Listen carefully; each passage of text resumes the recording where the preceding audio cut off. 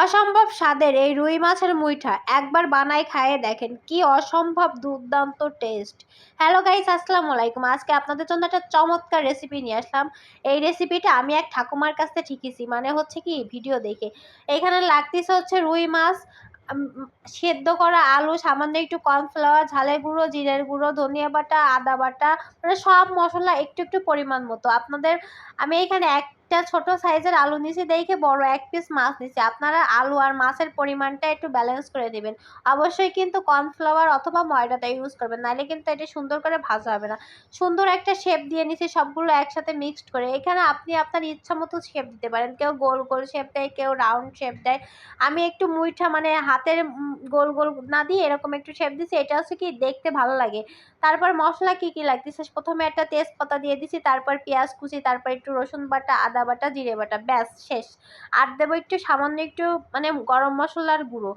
খুবই অল্প মশলায় এটা রান্না হয়। আগে থেকে এটা যেহেতু রান্না একদম মচমচে করে ভাজা, সামান্য লবণ আর সামান্য হলুদ, এটা তো রান্নার মানে একটা প্রসেসই। আর এই সামান্য পরিমাণ ঝালের গুঁড়ো, আর দিতে হবে একটু চিনি, অবশ্যই চিনিটা দিতে হবে। চিনি না দিলে কিন্তু রান্নার মানে প্রপার যে টেস্টটা আসবে না। চাইলে এখানে একটু টক দই অ্যাড করতে পারেন, কিন্তু আমার ঘরে টক দই ছিল না, এর জন্য টক দইটা আমি দিইনি। টক দইটা অ্যাড করলে টেস্টটা আরও মানে বেশি ভালো আসতো। এবার মশলাটা খুব সুন্দর করে কষাতে হবে, কারণ মানে মুইঠাগুলো দেওয়ার পরে আর হচ্ছে কি বেশি নাড়ানাড়ি করা যাবে না, তাহলে ভাঙে যাওয়ার ভয় থাকবে। এজন্য সুন্দর করে তেল ওঠা পর্যন্ত মানে কষাতে হবে। এরপরে দিয়ে দিচ্ছি দেখছেন সামান্য পরিমাণে একটু চিনি।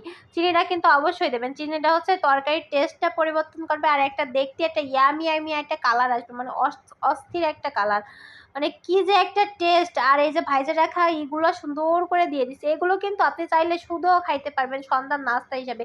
কিন্তু এইভাবে একদিন রান্না করে খাইয়ে দেখবেন, মানে কি যে সুন্দর একটা টেস্ট। শুধায় মানে মানে একটা মুঠা পিস দিয়ে পুরো প্লেটের ভাত নিমেষেই খালি হয়ে যাবে, আপনি টেরও পাবেন না যে এত টেস্ট। আমার বাচ্চা মানে ও মাছ পছন্দ করে না, তারপরও আজকে ওইটা খাইছে। যেসব বাচ্চারা মাছ খাইতে চায় না তাদের কিন্তু এই পদ্ধতিতে মাছ আলু দুইটাই পুষ্টিকর এবং প্রোটিনে ভরপুর। এটা কিন্তু আপনি খাওয়াইতেই পারেন বাচ্চাদের জন্য কিন্তু এই রেসিপিটা একদম মানে কি বলবো, বেস্ট একটা রেসিপি। আর একটু সামান্য একটু কাজ আছে। এই রেসিপিটা যখন হয়ে যাবে একদম নামাই আনবেন, এই সামান্য একটু পানি দেবেন, খুব বেশি পানি দেওয়া যাবে না। আপনি যে পরিমাণ ঝোল রাখতে চান সেইভাবে পানি দেবেন। অবশ্যই এইসব রেসিপিতে খুব বেশি ঝোল রাখলে ভালো লাগে না, একটা গা মাখা ব্যাপার থাকবে। ওই গা মাখা মশলা দিয়েই ভাত খাওয়া হয়ে যাবে। সামান্য একটু ঢাইকে দেবো, খুব বেশি ঢাইকে দিবেন না। দেখছেন কি সুন্দর ফুলে বড় বড় একটা হয়ে গেছে। এরপরে দিয়ে দেবো হাফ চামচের 1 চামচ হচ্ছে কি আদা, হ্যাঁ এই সরি ঘি। এই ঘিটা দেওয়ার ফলে এত সুন্দর একটা ফ্লেভার আর এত সুন্দর একটা টেস্ট হয়, মানে কি যে একটা অস্থির টেস্ট, মানে না রান্না করে খাইলেই বুঝবেন না। কালারটা দিয়ে বুঝতে পারছেন কিরকম টেস্ট হয়েছে।